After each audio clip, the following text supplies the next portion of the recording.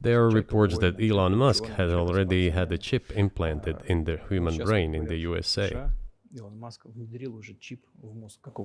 What do you think of that? Well, I think there's no stopping Elon Musk. He will do as he sees fit. Nevertheless, you need to find some common ground with him, search for ways to persuade him. I think he's a smart person, I truly believe he is.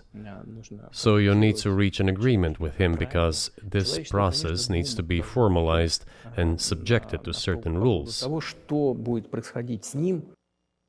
One of our senior United States senators from the state of New York, Chuck Schumer, said yesterday, I believe, that we have to continue to fund the Ukrainian effort or U.S. soldiers, citizens could wind up fighting there. How do you assess that?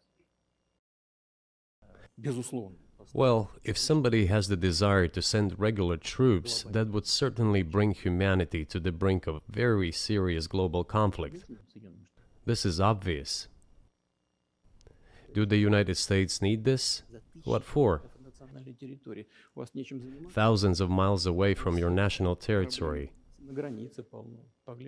Don't you have anything better to do? You have issues on the border, issues with migration, issues with the national debt, more than $33 trillion. You have nothing better to do, so you should fight in Ukraine? Wouldn't it be better to negotiate with Russia? Make an agreement, already understanding the situation that is developing today, realizing that Russia will fight for its interests to the end? So I just want to make sure I'm not misunderstanding what you're saying. I don't think that I am. I think you're saying you want a negotiated settlement to what's happening in Ukraine.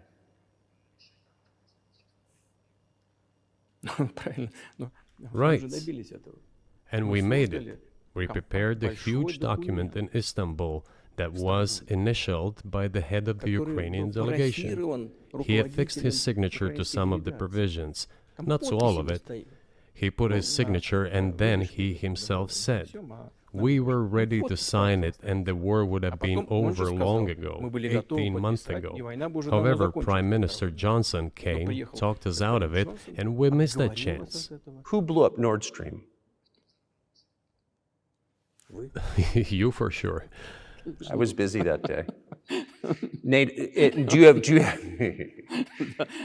I did not blow up Nord Stream. Thank you, though.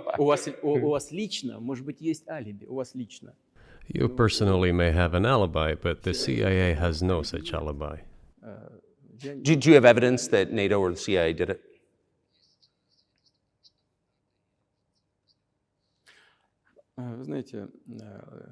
You know, I won't get into details, but people always say in such cases, look for someone who is interested.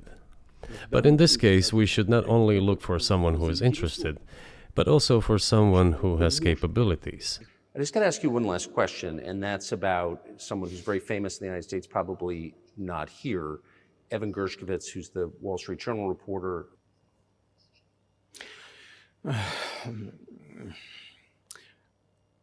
Мы столько сделали жестов доброй воли, что, мне кажется, мы исчерпали все лимиты. We have done so many gestures of goodwill out of decency that I think we have run out of them. Ни разу не ответил.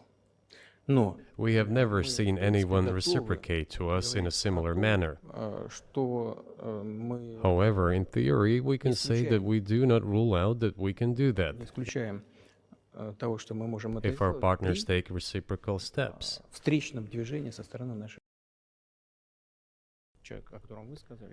I do not rule out that the person you refer to, Mr. Gershkovich, may return to his motherland. By the end of the day, it does not make any sense to keep him in prison in Russia. We want the U.S. Special Services to think about how they can contribute to achieving the goals our special services are pursuing. We are ready to talk.